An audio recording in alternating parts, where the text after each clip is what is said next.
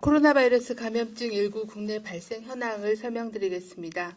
12월 31일 0시 기준으로 국내 발생 신규 확진자는 940명이 확인되었고 해외 유입 사례는 27명이 확인되어 현재까지 총 누적 확진자 수는 6만 740명입니다.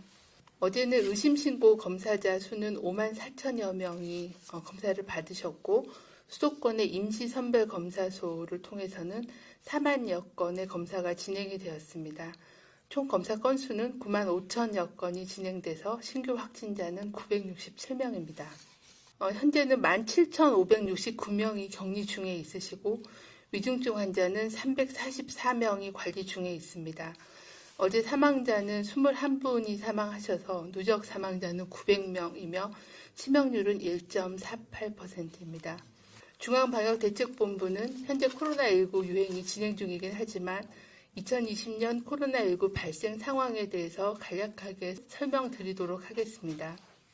지난 1월 3일 코로나19 감시 및 대응 체계를 본격적으로 가동한 이후에 1월 20일 국내에 첫 코로나19 확진자가 발생하였으며 12월 31일 0시 기준으로는 총 6만 740명이 확진되어 인구 10만 명당 발생률은 117명입니다. 확진자의 연령별 발생 현황을 보면 60세 이상이 28.6%였으며 20에서 50대의 연령층이 61.8%였습니다. 19세 이하는 5,745명으로 9.6%였습니다. 연령대별로 발생률을 살펴보면 80세 이상 어르신에서의 발생률이 가장 높았으며 다음으로는 60대 그리고 20대에서의 발생률이 높았습니다. 그 외에도 70대, 50대 등 고령층, 장년층 이상에서의 발생률이 높은 상황입니다. 확진자의 감염 경로 분포는 집단 발생이 관련된 경우가 29%, 그리고 선행 확진자의 접촉자로 감염된 경우가 26%, 그리고 의료기관 및 요양시설을 통한 감염이 9.1%로 5,400여 명이 의료기관 요양시설을 통해서 감염된 걸로 분석이 되었습니다. 그 밖에 신천지 교회 관련된 유행이 8.7%가 보고되었고 지역사회의 산발적인 그런 감염으로 분류된 경우가 17.8%였으며 해외 유입이 9% 정도로 해서 5,358명이 해외 유입 사례로 분류가 되었습니다. 집단 발생 확진자의 연령군별 감염 경로 특성을 보면 60세 이상의 고령층에서는 주로 요양병원과 시설, 또 40, 50대와 20대에서 39세에는 신천지와 직장 관련된 감염 경로가 많았으며 19세 이하에서는 가족 및 지인 모임과 학원 등 교육시설에서 전파된 사례가 가장 많았습니다. 종교 관련된 집단 발생은 모든 연령대에서 많이 발생하였습니다. 주요 국내 발생 양상을 시기별로 살펴보면 크게 저희가 5개의 시기로 구분을 해볼 수 있을 것 같습니다. 제1기는 1월 20일에서 2월 17일로 주로 중국 등 해외 유입 사례가 주로 발생했고 개별적이고 산발적인 사례가 중심으로 유행이 확인되었으며 주로 S형과 V형의 바이러스가 원인 바이러스였습니다. 제2기는 2월 18일부터 5월 5일 정도로 주로 대구 경북 지역의 그 신천지 교회 관련된 대규모 집단 발생의 시기였습니다. 집중적인 진단검사와 역학조사를 통해서 유행을 억제하고 통제하였으며 주로 젊은 연령층의 확진자가 많았고 S형과 V형이 우세했으며 GH그룹이 일부 확인되었습니다. 제3기는 5월 6일부터 8월 11일 정도로 구분을 해볼 수 있겠습니다. 5월 초에 클럽, 물류센터 등의 집단 발생을 시작해서 수도권에서의 소규모 집단 감염이 이어졌습니다. 이때도 GH그룹이 주로 발생이 되었습니다.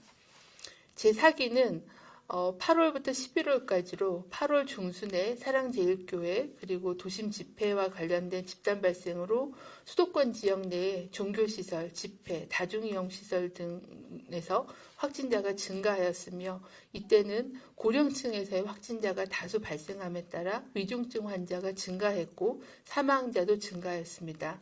여전히 바이러스의 유형은 GH그룹에 의한 유행이 발생했습니다. 마지막 제5기는 11월 13일부터 현재까지의 시기입니다. 11월 중순부터 전국 일평균 100명 내외로 억제 중이었던 발생이 12월 현재까지는 일평균 1000명 수준으로 증가한 상황입니다. 그간의 지역사회에 누적된 무증상 경증 감염자, 동절기의 위험 요인, 그리고 거리두기를 완화함으로 인한 사람 간의 접촉의 증가 등으로 수도권 중심에서 전국적으로 확산된 양상입니다. 현재는 세 번째 국내 대규모 유행 시기이며 특히 수도권 지역에서 70% 이상이 발생하고 있고 종교시설, 의료기관 요양병원, 사업장, 다중이용 시설에서의 유행이 지속되고 있습니다. 위중증 환자 및 사망자도 이전보다 크게 증가한 상황입니다. 오늘은 2020년 마지막 날입니다. 작년 12월 31일 중국 우한에서 원인불명 폐렴 집단 발생을 발표한 날이기도 합니다. 지난 1년간 코로나19 피해를 줄이는 데는 국민들의 참여와 연대, 의료계의 헌신, 중앙과 지방정부의 협력이 가장 중요했다고 생각합니다.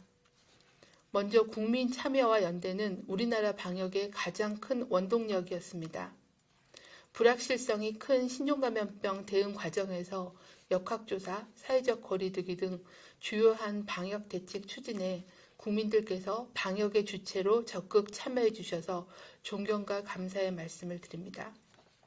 둘째는 의료계의 헌신입니다.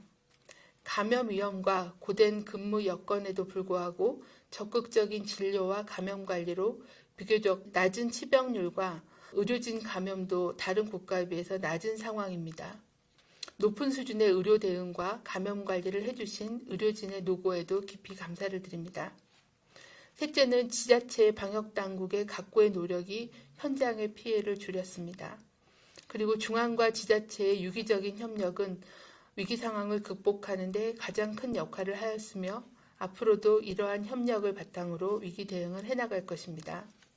2021년 새해에는 코로나19 백신 접종이 시작되고 가용한 국산 치료제 확보 등 코로나19 대응에 여건 변화가 있을 것입니다. 다만 백신 접종과 치료제가 도입이 되더라도 우리나라를 포함해서 전 세계가 코로나19를 극복하는 데는 상당한 시간이 소요될 것으로 판단하고 있습니다. 마스크 착용과 거리두기는 여전히 중요합니다. 코로나19가 극복될 때까지 국민과 의료계 그리고 사회 각 분야의 참여와 연대가 계속되어야 합니다. 저희 방역당국도 코로나19 최일선에서 저희의 역할에 최선을 다하겠습니다.